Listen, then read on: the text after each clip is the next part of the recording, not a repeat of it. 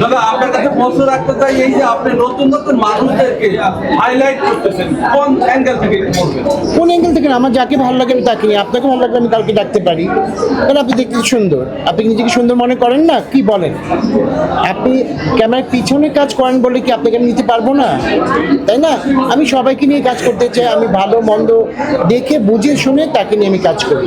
কোনটা ভালো কোনটা খারাপ বোঝাতে একটা বয়স হয়েছে, সেই জায়গা থেকে আমি সবার সাথে কাজ করতে চাই। আমরা আগে সেলিব্রিটিদের নিয়ে কাজ করতাম, এখন একটু আপনার পথটা কি চেঞ্জ করতে তারা সমাজে ভালো কাজ করছে তাদেরকে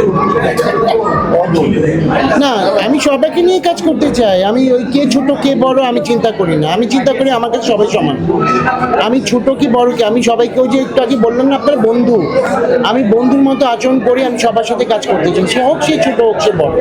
আমি এরকম, আমি কে সেলিব্রিটি না, কে নতুন কে পুরান এটা চিন্তা করি না, আমি চিন্তা করি মানুষটা কেমন, তাকে নিয়ে কাজ করি। অনেকে জানতে চায় এটা আবার আপনার ভাই নো টপিকস, এই বিষয়টা আমি কোনো কথা বলবো না, নো টপিকস।